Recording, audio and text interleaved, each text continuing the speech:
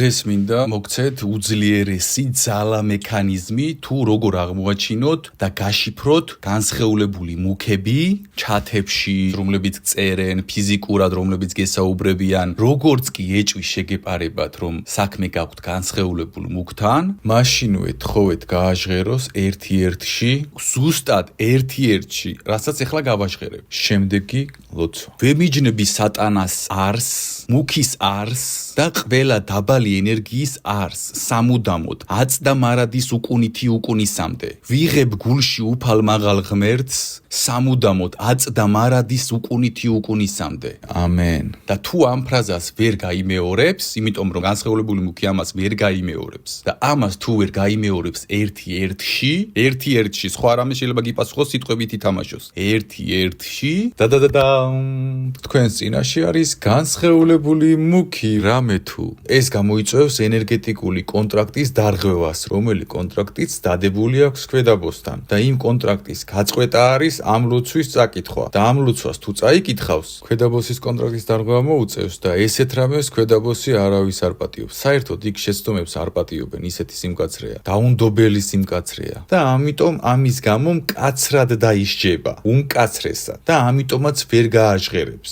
ზოგადად ქვედაბოსს გაცემული აქვს კაცრი ბრძანება, რომ თავს არ დაესხან ჩემნაირ ადამიანებს. ვიმეორებ, თავს არ დაესხან ჩემნაირ ადამიანებს და რატომ?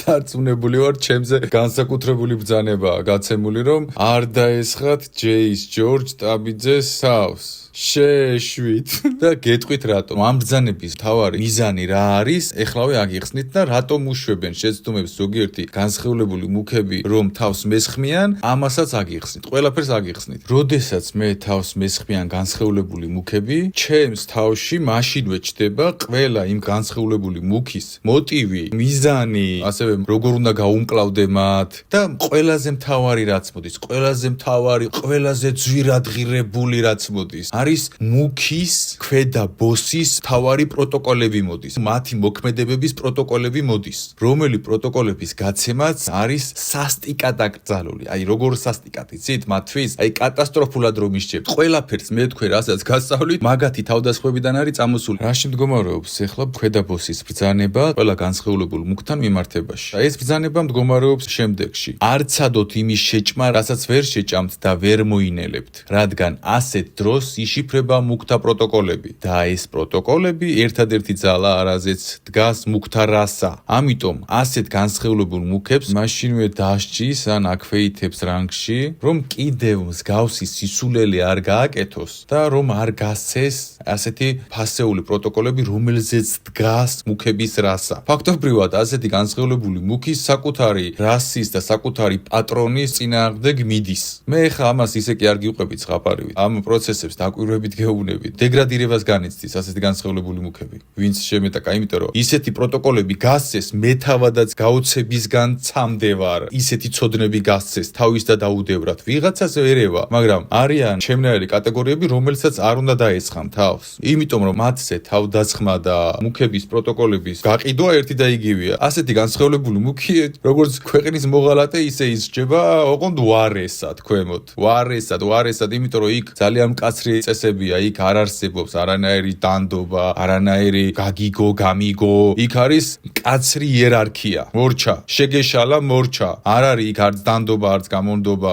ეხლა რატომ ესხმიან თავს მაინც? რა არის ამის მიზეზი? აქ არის სამი კატეგორია და სამი მდგომარეობის განსხეულებული მუქების. დაბალი იერარქიის განსხეულებული მუქი, რომელსაც არ ესმის რას აკეთებს, განსხეულებული მუქი, რომელმაც არ იცის ვინ ვარ და მესამე კატეგორია, განსხეულებული მუქები, რომლებიც არიან პროფესიონალები. დაბალი იერარქიის განსხეულებულმა მუქებმა არ იციან ქვედაბოსის ამ ბრძანებების შესახებ, რადგან ისინი დაბალ ვიბრაციაში არიან და არ აქვთ ბევრი ინფორმაციები, არ არიან ინფორმაციის გამტარები. თავიანთი დაბალი ვიბრაციული მდგომარეობის გამო უჭირთ იმ ინფორმაციების მიღება, რა ბრძანებებსაც ქვედაბოსი გაცემს. პროფესიონალი განსხეულებული მუქი არ შემოვა ჩემთან კომუნიკაციაში, რადგან მან იცის, რომ ან პროტოკოლებს გაცემს მისი ბოსის, ან ვერაფერს ვერ მიიღებს, იმიტომ რომ მან ის იცის, რაც მე ვიცი და მე ის ვიცი, რაც მან იცის. და რაში მდგომარეობს გრძნობს ეს ცოდნა. მე ვიცი ის, რომ არ შეიძლება არც ერთ განსხეულებულ მუქთან არანაირი კომუნიკაციაში, კონფლიქტში, პირად ემოციაში და სხვა მსგავს ენერგო კავშირში შესვლა. პროფესიონალმა მუქმა იცის, რომ მე ვერაფერში ვერ წამომიკიდებს, იმიტომ რომ შინაგანადაც არ მაქვს არანაირი ნეგატიური განწყობა მათ მიმართ. იმიტომ კი არა რაღაც ბრმა სიყვარულში ვარ. არამედ ვიცი, რომ არ უნდა მქონდეს ეს და მაგას აგიხსნით, რატომ არ უნდა გქონდეთ არც ერთი განსხეულებული მუქის მიმართ, არც ნეგატივი, არც ბრაზი და სხვა დანარჩენი.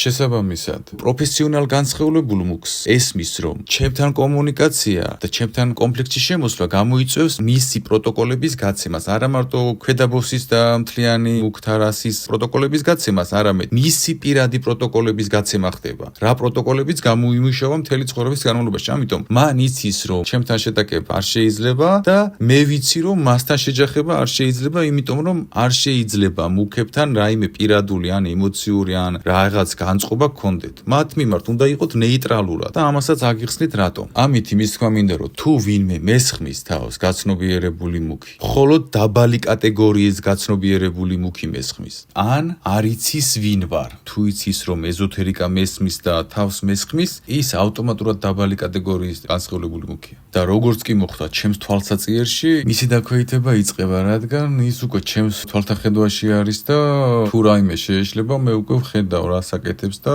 ყოველი მისი მოქმედება პროტოკოლების გაცემაა. ეხლა პროფესიონალი განსხეულებული მუქი როგორ ახერხებს იმას, რომ ეს გაიაზროს? პროფესიონალი განსხეულებული მუქი არის კონტროლში, საკუთარ თავში კონტროლი აქვს. დაბალი კატეგორიის განსხეულებულ მუქს არ აქვს კონტროლი და იქიდან გამომდინარე, რომ ბრაზი აქვს და სიძულვა აქვს და სხვა დანარჩენი მართავს, ვერ აკონტროლებს, ის არის ინფორმაციის გამცემი მექანიზმი. ესეთი ადამიანების მიმართ, როგორიც ვარ მე. პროფესიონალი განსხეულებული მუქი თავს ესხმის ისეთს, რომელზეც იცის რომ მოინელებს. მარტივად რომ თქვა. იცის როგორ მოიქცეს. დაბალი კატეგორიის მუქებმა არ იციან ამის შესახებ და შემდეგ უფრო ქვეითდებიან და შემდეგ თუ გააგრძელა, უკვე ბროკოლის მდგომარეობაში გადაყავთ ესეთი განსხეულებული მუქი, იმიტომ რომ უკვე ვეღარ აჩერებს ქვედაბოსი. ვეღარ აჩერებს გაცა თავი, ხალხი ხედავს, უკვე ცოცხალი ფაქტია. ამიტომ ესეთებს აჩერებენ. ეხლა თქვენ ალბათ იგითხავთ, რომ დაბალი კატეგორიის განსხეულებულმა მუქებმა თუ არ იციან ეს, შენ საიდან იციო? მე იქიდან ვიცი, მეგობრებო, რომ მაღალი იერარქიისთვის